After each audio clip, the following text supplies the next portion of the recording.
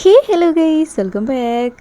അപ്പോൾ ഇന്ന് നമ്മൾ മിനി ബുക്ക് ആൽബത്തിൻ്റെ ഡീറ്റെയിൽഡ് വീഡിയോ ആണ് ചെയ്യാൻ പോകുന്നത്. അപ്പോൾ എല്ലാവരും വീഡിയോ സ്കിപ്പ് ചെയ്യാതെ കാണാം. അപ്പോൾ ആദ്യം തന്നെ നമുക്കിത് എങ്ങനെയാണ് എഡിറ്റ് ചെയ്യാൻ നോക്കാം. അപ്പോൾ ക്യാൻവ എന്ന് പറഞ്ഞിട്ടുള്ള ആപ്പിലാണ് എഡിറ്റ് ചെയ്യാൻ പോകുന്നത്. അപ്പോൾ ഇതിൽ നമ്മൾ A4 ഡോക്യുമെൻ്റ് എന്ന് പറഞ്ഞിട്ടുള്ള സാധനം എടുക്കുകയേ ചെയ്യരുത്. കാരണം വേറെ ഒന്നുമല്ല, അത് കറക്റ്റ് പ്രിൻറ്റ് ചെയ്യാൻ നേരം അത് കറക്റ്റ് അളവല്ല കേട്ടോ.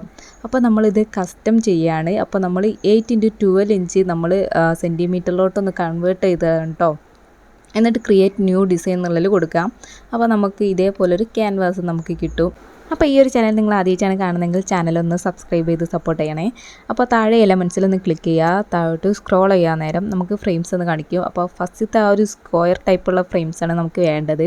എന്നിട്ട് കറക്റ്റായിട്ട് ഇതേപോലെ കൊണ്ടുവയ്ക്കാം. ചെറുതായിട്ട് അങ്ങോട്ടും ഇങ്ങോട്ടൊക്കെ സ്പേസ് കിട്ടണം കേട്ടോ. നമുക്ക് കറക്റ്റായിട്ട് കട്ട് ചെയ്തെടുക്കാൻ വേണ്ടിയിട്ടാണ്.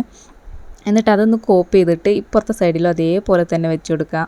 നമുക്ക് സൈഡിലോട്ടൊക്കെ നീക്കാൻ നേരം നമ്മൾ ഭയങ്കരമായിട്ട് നീങ്ങിയൊക്കെ പോകും. അപ്പോൾ അത് നമുക്ക് മാറ്റാൻ വേണ്ടിയിട്ട് താഴെ സ്ക്രോൾ ചെയ്യാൻ നേരം നഡ്ജ് എന്നുള്ളതിലുണ്ടാവും. അപ്പോൾ അത് വെച്ച് നമുക്ക് ആരോ വെച്ച് നമുക്ക് കറക്റ്റായിട്ട് അഡ്ജസ്റ്റ് ചെയ്ത് വെച്ച് കൊടുക്കാൻ പറ്റും.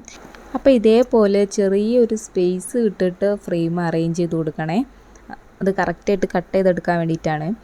ഓക്കെ, ഇനി നമ്മൾ ഏതെങ്കിലും ഒരു ഫ്രെയിമിൽ ക്ലിക്ക് ചെയ്യാൻ നേരം 3 ഡോട്ട് കണ്ടോ, അതിൽ ക്ലിക്ക് ചെയ്യുക. സെലക്ട് മൾട്ടിപ്പിൾ എന്ന് ക്ലിക്ക് ചെയ്തിട്ട് അടുത്ത ആ ഒരു ഫ്രെയിമും കൂടെ ഒന്ന് ക്ലിക്ക് ചെയ്യുക. അപ്പോൾ നമുക്കത് ഗ്രൂപ്പ് ആവും. അതായത് ഇൻഡുവിൽ കൊടുത്തു കഴിഞ്ഞിട്ട് നമുക്കത് ഡ്യൂപ്ലിക്കേറ്റ് എടുക്കാൻ നേരം ഇതിങ്ങനെ ഗ്രൂപ്പായിട്ട് ഇങ്ങനെ ഡ്യൂപ്ലിക്കേറ്റ് ആയിട്ട് വരും. അപ്പോൾ നമുക്കിത് എഡിറ്റ് ചെയ്ത് വെച്ച് കൊടുക്കാൻ ഭയങ്കര എളുപ്പമാണ്.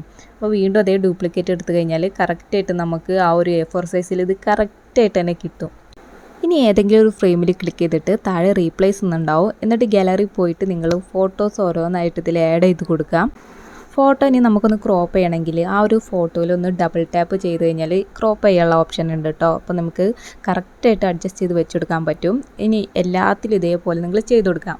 ഇനി നമുക്കിതൊന്ന് സേവ് ആക്കാം. അപ്പോൾ നമുക്കിത് PDF ആയിട്ടോ അല്ലെങ്കിൽ PNG ആയിട്ടോ ഇത് സേവ് ആക്കാൻ പറ്റും.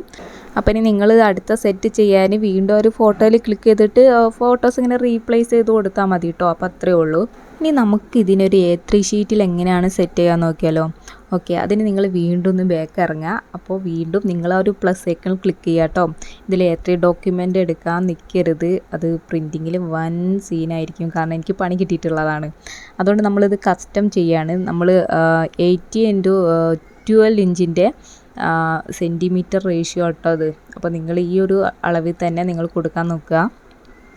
ഓക്കെ, നമുക്കിങ്ങനെ ഒരു ക്യാൻവാസ് വരും. എന്നിട്ട് താഴെ എലമെൻസിൽ പോയിട്ട് ഗാലറി പോയിട്ട് നമ്മളിപ്പോൾ ചെയ്ത് വെച്ചിട്ടുള്ള ആ ഒരു ഫോട്ടോ ഒന്ന് ഇതിലോട്ട് ആഡാക്കി കൊടുക്കുക. അപ്പോൾ വേറൊരു സെറ്റും കൂടെ ഇതേപോലെ നിങ്ങൾ ചെയ്തിട്ട് ഇതേപോലെ വെച്ച് കൊടുത്താൽ മതി കേട്ടോ. ഞാൻ ചെയ്യാറുള്ളത് ഞാൻ ഇങ്ങനെയല്ല, ഞാൻ കുറച്ചും കൂടെ അടുപ്പിച്ച് വെച്ചിട്ട് ഞാൻ ചെറിയൊരു സ്പേസ് ഞാൻ ഉണ്ടാക്കിയെടുക്കും. അവിടെ എന്നിട്ട് ഞാൻ എന്തെങ്കിലും വിഷിംഗ് സ്റ്റിക്കറോ വിഷിംഗ് കാർട്ടോ എന്തെങ്കിലും ഞാൻ ആഡാക്കും. കാരണം എപ്പോഴെങ്കിലും നമുക്കത് യൂസ് ആവും. വെറുതെ ആ ഒരു സ്പേസും കൂടെ കളയണ്ടല്ലോ, നമുക്കവിടെ യൂസ്ഫുൾ ആക്കാമല്ലോ എന്ന് വിചാരിച്ചിട്ട്. എന്നിട്ട് ഇതൊന്ന് സേവ് ചെയ്യാം കേട്ടോ.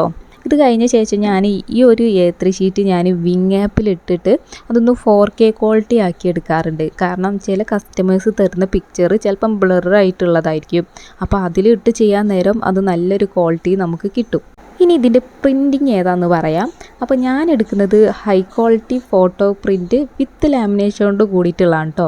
അപ്പോൾ എനിക്കൊരു A3 ഷീറ്റിന് എനിക്ക് ചാർജ് ആവുന്നത് 100 രൂപയാണ്. അപ്പോൾ ഞാൻ എല്ലാ വർക്കും അവിടെ നിന്ന് ചെയ്യുന്നതുകൊണ്ട് എനിക്ക് അഡ്ജസ്റ്റ് ചെയ്താണ് കേട്ടോ തരുന്നത്. അപ്പോൾ ഇത് സ്റ്റുഡിയോയിലൊക്കെ 200 റേറ്റ് വരുന്നത്. അപ്പോൾ പല സ്ഥലത്തും പല റേറ്റും ആയിരിക്കും. അപ്പോൾ ഇനി നിങ്ങൾക്ക് ഇത് അഫോർഡ് ചെയ്യാൻ പറ്റിയിട്ടില്ലെങ്കിൽ ഒന്നെങ്കിൽ ലേസർ പ്രിൻ്റ് അല്ലെങ്കിൽ ഗ്ലോസി പ്രിൻ്റ് എടുക്കാം. പക്ഷെ അത് ലോങ് ലാസ്റ്റിംഗ് ആയിരിക്കില്ല. അതിൻ്റെ പ്രശ്നം എന്ന് പറഞ്ഞു കഴിഞ്ഞാൽ കുറേ കാലം കഴിയുമ്പോൾ ഇങ്ങനെ സ്റ്റിക്ക് പോലെ നമ്മൾ പണ്ടത്തെ ആൽബമൊക്കെ എടുത്ത് നോക്കിയാൽ കാണാൻ പറ്റും. കുറേ ഭാഗമൊക്കെ ഇങ്ങനെ പോയേക്കണത് അതേപോലെ ആവും. ലോങ് ലാസ്റ്റിംഗ് ആയിരിക്കത്തില്ല. ലേസർ പ്രിൻറ്റിനൊക്കെ പിന്നെ റേറ്റ് കുറവാണ്, 30-40 ആ ഒരു റേഞ്ച് നമുക്ക് കിട്ടും. അപ്പോൾ ഞാൻ ഈ ഒരു റേറ്റിനാണ് കേട്ടോ ഞാൻ സെയിൽ ചെയ്യുന്നത്. അപ്പോൾ ഇതേ റേറ്റ് എങ്ങനെ ഇടാമെന്ന് വെച്ചാൽ നമ്മൾ പ്രിൻറ്റിങ് റേറ്റ്, എഡിറ്റിംഗ് ചാർജ്, നമ്മൾ സ്പൈറൽ ബൈൻഡിങ് ചെയ്യുന്നതിൻ്റെ കോസ്റ്റ്, പിന്നെ നിങ്ങൾക്ക് പാക്കിങ്ങിൻ്റെ വേണം കൊടുക്കാം കേട്ടോ. കാരണം നിങ്ങൾ ക്യാഷ് കൊടുത്തായിരിക്കില്ല പാക്കിംഗ് മെറ്റീരിയൽസ് വാങ്ങിക്കുന്നത്. അപ്പോൾ ഞാൻ ക്യാഷ് കൊടുത്തല്ല, ഞാൻ എവിടെന്നെങ്കിലൊക്കെ ഫ്രീ ആയിട്ട് ഒപ്പിക്കുന്നതായതുകൊണ്ട് ഞാൻ അതിൻ്റെ റേറ്റൊന്നും ഞാൻ ഇതിൽ ചേർക്കുന്നില്ല. അപ്പോൾ ഇതെങ്ങനെ ബൈൻഡ് ചെയ്യുന്നുള്ളത് ഞാൻ നെക്സ്റ്റ് വീഡിയോയിൽ ഇടാം കേട്ടോ. കാരണം അത് ഭയങ്കര ലെങ്ത് ആയിപ്പോയി. അതും കൂടെ ഇടുമ്പോൾ പിന്നെ ലെങ്ത്ത് കൂടിപ്പോവും. അപ്പോൾ ഇനി നിങ്ങൾക്ക് വേണമെങ്കിൽ ബുക്ക് ബൈൻഡ് ചെയ്യുന്ന ഷോപ്പ് കൊടുത്താൽ മതി, അവിടുന്ന് ബൈൻഡ് ചെയ്ത് കിട്ടും കേട്ടോ. അപ്പോൾ ഇത്രയുള്ള വീഡിയോ. അപ്പോൾ എന്തെങ്കിലും ഡൗട്ടും കാര്യങ്ങളുണ്ടെങ്കിൽ നിങ്ങൾ കമൻറ്റ് ബോക്സ് വന്ന് ചോദിക്കുക. അപ്പോൾ ഈ ഒരു വീഡിയോയിലൊക്കെ ഇഷ്ടപ്പെട്ടാൽ ലൈക്ക് ചെയ്യുക, ഷെയർ ചെയ്യുക, സബ്സ്ക്രൈബ് ചെയ്യുക. അപ്പോൾ ഇതുപോലത്തെ ഇനിയും പുതിയ വീഡിയോസായിട്ട് കാണും വരെ ബൈ ബൈ.